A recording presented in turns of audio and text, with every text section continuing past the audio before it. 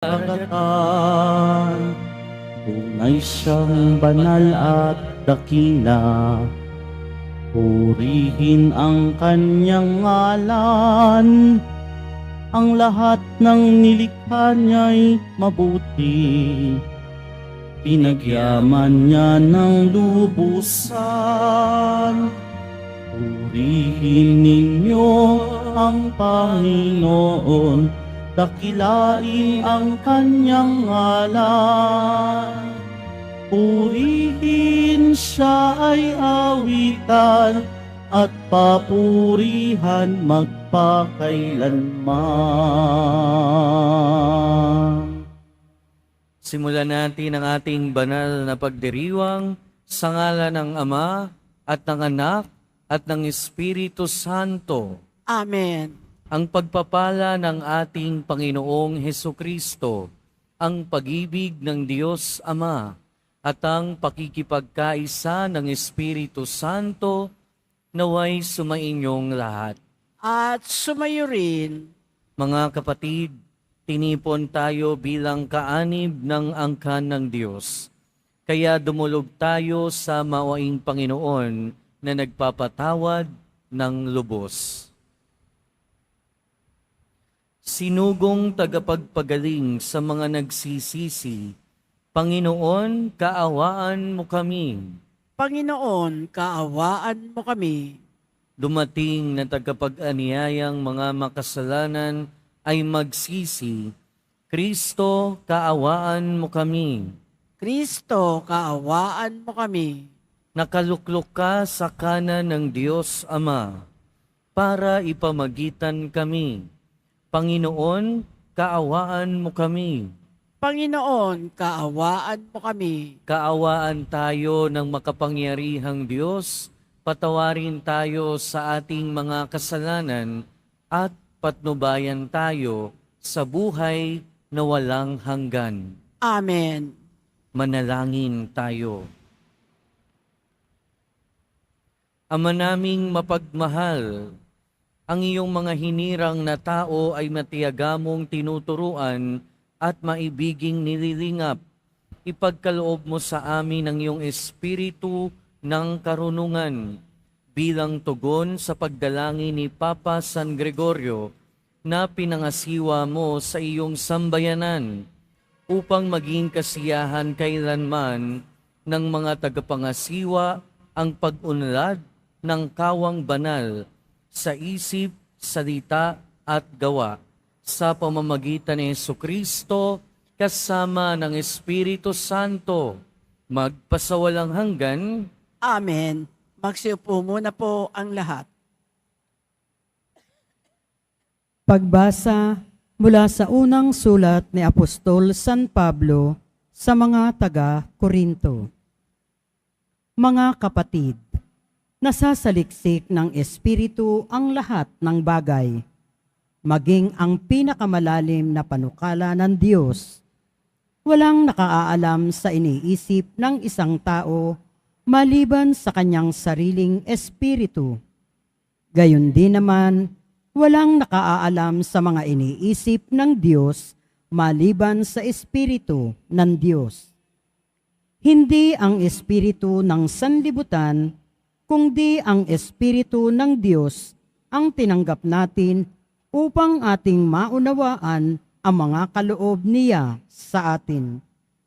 Sa mga nagtataglay ng Espiritu, ang ipinaliliwanag nami mga katotohanang espiritual, mga pananatiling turo ng Espiritu at hindi ayon sa karunungan ng tao ang ginagamit namin. Sapagkat ang taong di nagtataglay ng Espiritu ay ayaw tumanggap ng mga kaloob mula sa Espiritu ng Diyos. Para sa kanila, kahangalan ang mga iyon at di nila nauunawaan. Sapagkat ang mga bagay na espiritual ay mauunawaan lamang sa paraang espiritual, nauunawaan ng taong nagtataglay ng Espiritu ang kahalagahan ng bawat bagay. Ngunit walang nakakaunawa sa Kanya Ganito ang nasasaad sa kasulatan. Sino ang nakaaalam ng pag-iisip ng Panginoon? Sino ang makapagpapayo sa Kanya? Ngunit ang pag-iisip ni Kristo'y taglay natin. Ang salita ng Diyos. Salamat sa Diyos. Matuwid ang poong dakila sa lahat ng kanyang gawa. Matuwid ang poong dakila sa lahat ng kanyang gawa. Ang Panginoong Diyos ay puspos ng pag-ibig at lipos ng habag. Banayad magalit, ang pag-ibig niya'y hindi kumukupas. Siya ay mabuti at kahit kanino'y hindi nagtatangi. Sa kanyang nilikha, ang pagtingin niya ay mamamalagi. Matuwid ang poong dakila sa lahat ng kanyang gawa. Magpupuring lahat sa iyo, O Panginoon, ang iyong nilalang. Lahat mong nilikha ay pupurihin ka't pasasalamatan. Babanggitin nilang tunay na dakila ang iyong kaharian at ibabalitang tunay kang dakila't makapangyarihan. Matuwid ang poong dakila sa lahat ng kanyang gawa. Dakila mong gaway upang matalastas ng lahat ng tao. Mababatid nila ang kadakilaan ng paghahari mo. Ang paghahari mo'y sadyang walang hanggan, hindi magbabago. Matuwid ang poong dakila sa lahat ng kanyang gawa. Di ka bibiguin sa mga pangako pagkat ang Diyos ay tapat. Ang kanyang ginawa, kahit ano ito, ay mabuting lahat. Siya'y tumutulong sa lahat ng tao na may suliranin. Yaong inaapi, inaalis niya sa pagkagupiling. Matuwid ang poong dakila sa lahat ng kanyang gawa. Magsitayo na po ang lahat.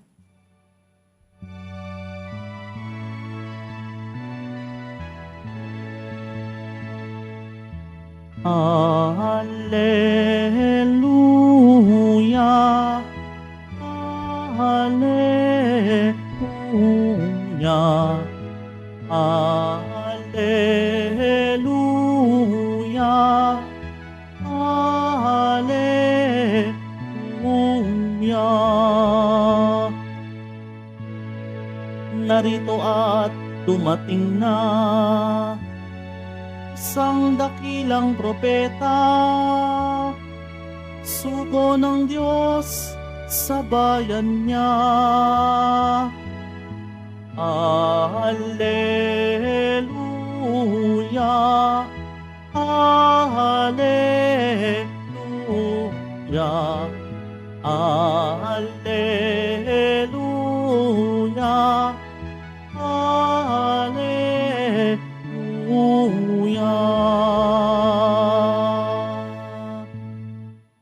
Sumainyo ang Panginoon. At sumayo rin. Ang mabuting balita ng Panginoon ayon kay San Lucas. Papuri sa iyo, Panginoon. Noong panahong iyon, nagpunta si Jesus sa Capernaum, Galilea. Nagturo siya sa mga tao ng araw ng pamamahinga at nagtaka sila sa kanyang pagtuturo, sapagkat may kapangyarihan kung siya'y magsalita. Naroon sa sinagoga ang isang lalaking inaalihan ng demonyo o isang masamang espiritu.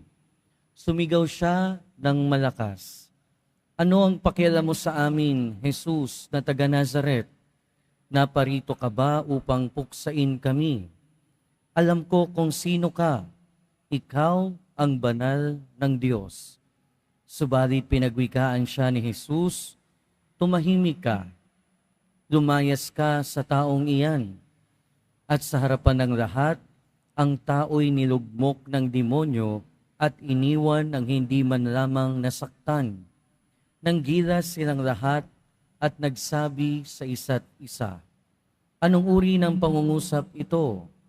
Makapangyarihan at mabisa. Pinalalayas niya ang masasamang espiritu at sumunod naman sila. At kumalat ang balita tungkol kay Jesus sa buong lupain na iyon. Mga kapatid, ang mabuting balita ng Panginoon. Pinupuri ka namin, Panginoong Heso Kristo. Magsiupo mo na po ang lahat. Welcome po sa Minor Basilica and National Shrine of Jesus Nazareno. Mga kapatid, ngayong araw, pinagdiriwang natin o ginugunita natin si San Gregorio, isang Santo Papa. Si San Gregorio, bago siya naging Santo Papa, nagtayo muna siya ng maraming monasteryo, mga umabot ng 60, na later on, siya ay pumasok din mismo bilang monghe. Kaya lang may ibang pagtawag din sa kanya ang Diyos. Siya ay naging na-elect bilang Santo Papa, siya ay naging Santo Papa, pero noong mga panahon na yon, around 6th century, hindi masyadong ideal na maging pari o Santo Papa dahil noong mga panahon na yon, talamak pa yung digmaan. At yung mga panahon na yon, pabagsak na ang imperyo ng Romano. Pero marami pa ring nagawa sa simbahan si San Gregorio. Pinrotektahan niya ang mga lupain ng simbahan mula sa mga mananakop. At yung mga Anglo-Saxon, sa present day, yung mga taga-Inglaterra, yung mga native doon, malaki yung naging papel niya para ma-convert sila, para maging Kristiyano. And at the same time, maraming naisulat si San Gregorio na hanggang ngayon ginagamit pa rin sa pagtuturo at sa pananampalataya nating mga Kristiyano. So tunay nga na siya ay naging lingkod ng Diyos at ng simbahan. At ibig sabihin noon, talagang tinaglay niya yung espiritu ng Diyos. At bilang mga Kristiyano, bilang mga tagasunod ng ating Panginoong Jesucristo, yun din naman yung panawagan sa atin, na taglayin natin ang espiritu, hindi ang espiritu ng sanlibutan, pero ang espiritu ng ating Panginoong Jesucristo. Sa ating unang pagbasa, ito yung sinasabi sa atin ni San Pablo. Ito yung sinasabi niya sa mga taga-Korinto, na ang ating tinanggap ay ang espiritu ng ating Panginoong Jesucristo, hindi ang espiritu ng sanlibutan. At sa ating ebanghelyo, narinig natin sa unang bahagi kung papaanong namangha yung mga tao sa pananalita ng ating Panginoong Hesukristo. At kitang-kita doon na talagang sumasa kanya ang espiritu ng Diyos. Kaya nga, yung masamang espiritu na sa ating ebanghelyo din ay napalayas ng ating Panginoong Hesukristo. Sa ating buhay, mga kapatid, marami tayong na-encounter o maraming lumalapit sa atin na iba't ibang klase ng espiritu. Although yung panawagan sa atin ay laging pakinggan, laging tanggapin, at laging taglayin yung espiritu ng ating Panginoon, yung espiritu ng pagiging Kristiyano, minsan hindi pa rin natin maiwasan na pakinggan at sundan yung ibang espiritu. Minsan may mga espiritu ng katamaran. Minsan espiritu ng inggit. Minsan may espiritu din ng pagkagamhaman, espiritu ng paninira. At maraming sa atin nakikinig sa espiritu ng tsismis. Iba't ibang klase ng espiritu. Pero ang lahat ng iyon, kung titignan natin, nagmumula sa masamang espiritu. Pero pinapaalalahanan tayo ng ating mga pagbasa ngayon. Kahit na maraming espiritu sa ating paligid, ang panawagan sa atin at paalala ay pakinggan at taglayin ang espiritu ng ating Panginoon. Espiritu ng pagiging Kristiyano. Dahil sabi nga ni San Pablo, ito ang ating tinanggap, hindi ang espiritu ng sanlibutan. Pero kahit na ilang beses pa tayong makinig at lumayo sa Espiritu ng Diyos at pakinggan at sundan ang ibang espiritu, hindi napapagod ang Espiritu ng Diyos na lumapit sa atin at akayin tayo. Lagi nating tatandaan yan.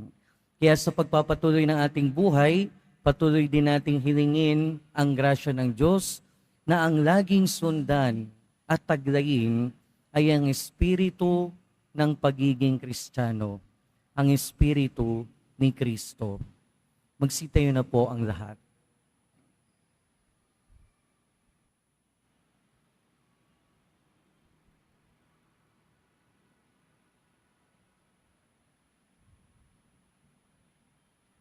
Minamahal kong mga kapatid, sa pamamagitan ng Ebanghelyo, nagsasalita si Kristo sa atin ng mga wikang may walang hanggang kapangyarihan at mga gawang mapaghimalang nakapagpapagaling. Sa pamamagitan niya, manalangin tayo ng may pananalig. Iisang banal ng Diyos, basbasan mo kami. Iisang banal ng Diyos, basbasan mo kami. Ang simbahan naway patuloy na ituro ang katotohanan ni Kristo at tuliksain ang mga kasamaan sa ating panahon. Manalangin tayo. Iisang banal ng Diyos, basbasan mo kami.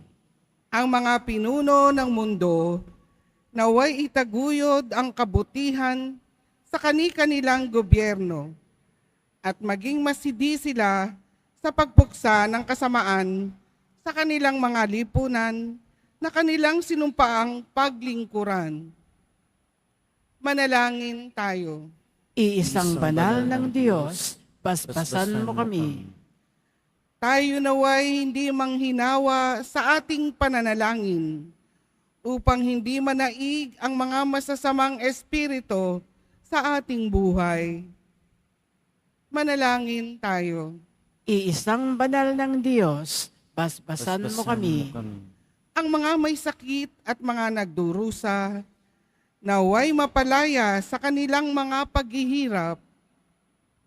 Manalangin tayo. Iisang banal ng Diyos, basbasan mo kami. Ang mga tapat na yumao, naway masiyahan sa pagsikat ng liwanag ng buhay na walang hanggan. Manalangin tayo. Iisang banal ng Diyos, basbasan mo kami. Ama naming nasa langit, nagbubunyi kami sa nag-uumapaw mong pag-ibig sa amin. Itatag mo nawa ang iyong kapangyarihan sa amin at maging lagi ka naming kasama sa landas ng buhay. Hinihiling namin ito sa ngalan ni Kristo na aming Panginoon. Amen. Magsiupo muna po ang lahat.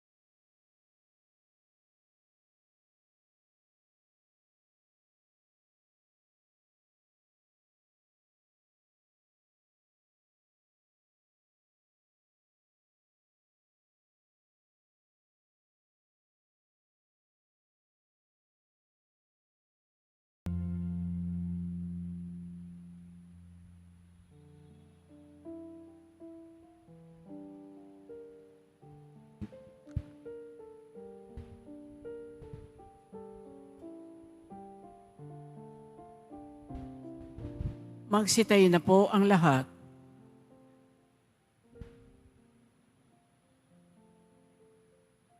Manalangin kayo mga kapatid upang ang paghahain natin ay kalugdan ng Diyos amang makapangyarihan.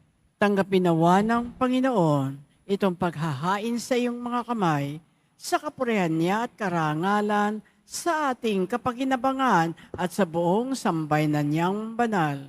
Ama naming lumikha, ang aming paghahain ay iyo nawang paunlakan, upang sa paggunita kay Papa San Gregorio, kami ay makapakinabang sa paghahain ito na ibinigay mo sa ikapagpapatawad ng mga kasalanan ng buong mundo sa pamamagitan ni Jesucristo kasama ng Espiritu Santo, magpasawalang hanggan. Amen. Sumainyo ang Panginoon. At sumayo rin, Itaas sa Diyos ang inyong puso at diwa. itinaas na namin sa Panginoon. Pasalamatan natin ang Panginoong ating Diyos. Marapat na siya ay pasalamatan. Ama naming makapangyarihan, tunay ngang marapat na ikaw ay aming pasalamatan sa pamamagitan ni Jesucristo na aming Panginoon. Ngayong si Papa San Gregorio ay pinararangalan sa pamumuhay niyang totoong uliran, ang pagiging maasahan sa panunungkulan, kaya't si Jesucristo na maasahan sa katapatan ay inihayag sa pangangasiwa ng sambayanan. Ang malasakit na mga ulirang tagapangasiwa noon ay nagpapatuloy magpa hanggang ngayon. Sa mga panalangin kanilang iniuukol, kaysa ng sambayanan mong dito ay nagtitipon, kaya kaysa ng mga anghel na nagsisiawit ng papuri sa iyo, nang walang humpay sa kalangitan, kami nagbubunyi sa iyong kadakilaan. Santo, Santo, Santo, Panginoong Diyos ng mga hukbo, napupuno ang langit at lupa ng kadakilaan mo, usana sa kaitaasan, pinagpala ang naparirito sa ngalan ng Panginoon, usana sa kaitaasan, magsiluhod po ang lahat. Ama naming banal, ikaw ang bukal ng tanang kabanalan. Kaya't sa pamamagitan ng iyong Espiritu, gawin mong banal ang kaloob na ito upang para sa amin maging katawan at dugo ng aming Panginoong Hesukristo. Bago niya pinagtiis ang kusang loob na maging handog, hinawakan niya ang tinapay, pinasalamatan kaniya, pinaghati-hati niya iyon, iniabot sa kanyang mga alagad at sinabi, "Tanggapin ninyong lahat ito at kanin. Ito ang aking katawan na ihahandog para sa inyo."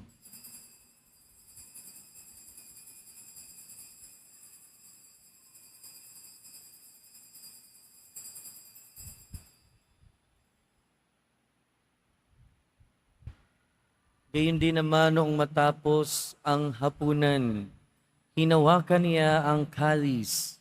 Muli kanyang pinasalamatan. Iniabot niya ang kalis sa kanyang mga alagad at sinabi, "Tanggapin ninyong lahat ito at inumin. Ito ang kalis ng aking dugo, ng bago at walang hanggang tipan. Ang aking dugo na ibubuhos para sa inyo at para sa lahat, sa ikapagpapatawad ng mga kasalanan.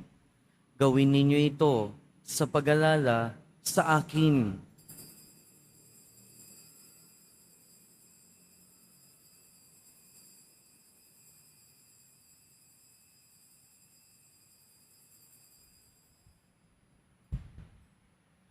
Magsitayo na po ang lahat. Ipagbunyi natin ang misteryo ng pananampalataya. Si Kristo'y namatay, si Kristo'y nabuhay, si Kristo'y babalik sa wakas ng panahon. Ama, ginagawa namin ngayon ang pag-alala sa pagkamatay at muling pagkabuhay ng iyong anak. Kaya tiniaalay namin sa iyo ang tinapay na nagbibigay buhay at ang kalis na nagkakaloob ng kaligtasan.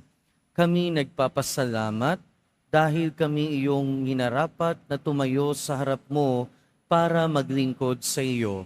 Isinasamo namin kaming magsasalo-salo sa katawan at dugo ni Kristo ay mabuklod sa pagkakaisa sa pamamagitan ng Espiritu Santo. Ama, ringapin mo ang iyong simbahang laganap sa buong daigdig. Puspusin mo kami sa pag-ibig kaysa ni Francisco na aming Santo Papa at ni Jose na aming Obispo at ng Tanang Kaparian. Alalahanin mo rin ang mga kapatid naming nahimlay nang may pag-asang sila'y muling mabubuhay, gayon din ang lahat ng mga pumanaw. Kaawaan mo sila at patuloyin sa iyong kaliwanagan. Kaawaan mo at pagindapating kaming lahat na makasalo sa iyong buhay na walang wakas. Kaysa ng mahal na Birheng Maria na Ina ng Diyos, ng kabiyak ng puso niya si San Jose, kaysa ng mga apostol ni San Juan Bautista, San Gregorio, at ng lahat ng mga banal na namuhay dito sa daigdig ng kalugod-lugod sa iyo. Maipagdiwang nawa namin ang pagpupuri sa ikararangal mo sa pamamagitan ng iyong anak na aming Panginoong Hesukristo. Sa pamamagitan ni Kristo, kasama niya at sa Kanya, ang lahat ng parangal at papuri ay sa iyo, Diyos amang makapangyarihan, kasama ng Espiritu Santo, magpasawalang hanggan. Amen. Sa tagubili ng mga nakagagaling na utos at turo ni Jesus na Panginoon natin at Diyos, ipahayag natin ng lakas loob. Ama namin, Sumasalangit ka, sambahin ang ngalan mo, mapasa amin ang kaharian mo, sundin ang loob mo dito sa lupa para ng sa langit. Bigyan mo kami ngayon ng aming kakanin sa araw-araw at patawarin mo kami sa aming mga sala para ng pagpapatawad namin sa nagkakasala sa amin. At huwag mo kaming ipahintulot sa tukso at iadya mo kami sa lahat ng masama. hinihiling namin kami adya sa lahat ng masama, pagkalooban ng kapayapaan araw-araw, iligtas sa kasalanan at ilayo sa lahat ng kapahamakan, samantalang aming pinananabikan ang dakilang araw ng pagpapahayag ng tagapagligtas naming si Hesukristo. Sapagkat iyo ang kaharian at ang kapangyarihan at ang kapurihan magpakailanman. Amen. Panginoong Hesukristo, sinabi mo sa iyong mga apostol, kapayapaan ang iniiwan ko sa inyo, ang aking kapayapaan ang ibinibigay ko sa inyo. Tunghayan mo ang aming pananampalataya at huwag ang aming pagkakasala. Pagkalooban mo kami ng kapayapaan at pagkakaisa ayon sa iyong kalooban, kasama ng Espiritu Santo, magpasawalang hanggan. Amen. Ang kapayapaan ng Panginoon ay laging sumainyo. At sumayo rin. Magbigayan tayo ng kapayapaan sa isa't isa.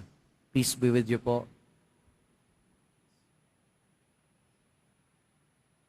Kordero ng Diyos na nag-aalis ng mga kasalanan ng sanlibutan, maawa ka sa amin. Kordero ng Diyos na nag-aalis ng mga kasalanan ng sanlibutan, maawa ka sa amin. Kordero ng Diyos na nag-aalis ng mga kasalanan ng sanlibutan, ipagkaloob mo sa amin ang kapayapaan, magsiluhod po ang lahat.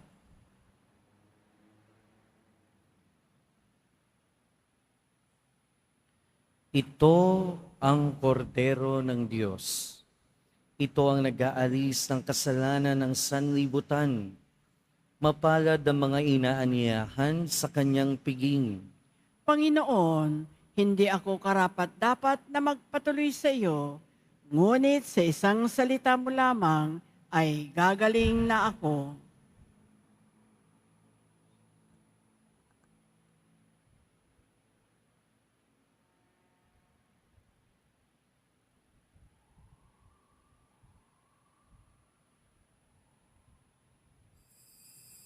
Para sa lahat ng tatanggap ng banal na komunyon, sasagot po tayo ng amen pagkasabi ng pare o ng lay minister ng katawan ni Kristo at isubo agad sa bibig bago umalis sa harapan ng pare o lay minister.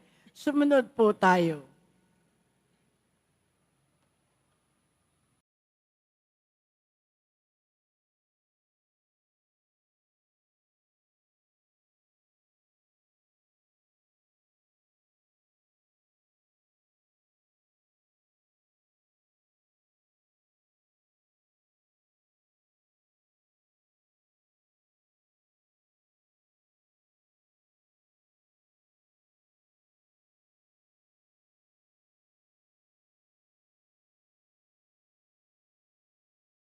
Magsitayo na po ang lahat. Manalangin tayo. Ama naming mapagmahal, kaming nagsalo-salo sa bumubuhay na pagkaing si Kristo, ay paturuan mo sa gurong si Kristo upang sa pagunita namin kay Papa San Gregorio, kami matuto ng maasahang katotohanan mo at sa pag-ibig ay magampanan namin ito sa pamamagitan ni Jesucristo kasama ng Espiritu Santo, magpasawalang hanggan. Amen. Sumainyo ang Panginoon. At sumaiyo rin. Mahal na poong Jesus Nazareno, inihayag mo sa pamamagitan ng krus ang walang maliw na pag-ibig ng Diyos sa sangkatauhan. Pakinggan mo ang kahilingan ng iyong angkan na nagsusumamo sa iyo. Makamtanawa nila ang iyong katugunan at tanggapin ang kasagutan na may utang na loob na tinatanaw. Basbasan din po ninyo ang mga daladala nilang imahen at dasalan.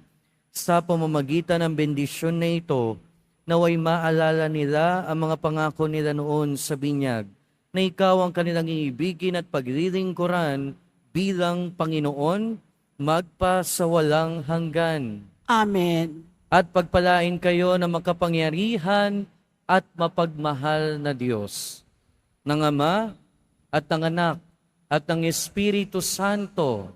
Amen. Pumayo kayong taglayang kapayapaan ng Poong Jesus Nazareno. Salamat sa Diyos.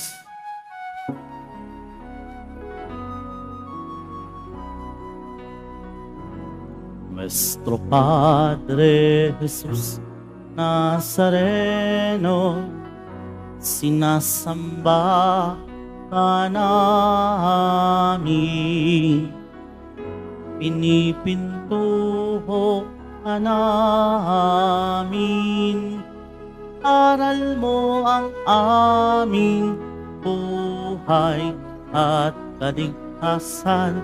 Nuestro Padre Jesus Nazareno, iligtas mo kami sa kasalanan. Ang krus mong kinamatayan ay sagisag ng aming kaligtasan. Nuestro Padre Jesus Nazareno, dinarangal ka namin. Nuestro Padre Jesus Nazareno, nilulwalhati ka namin. Nuestro Padre Jesus Nazareno, dinarangal ka namin. Nuestro Padre Jesus Nazareno, nilulwalhati ka namin.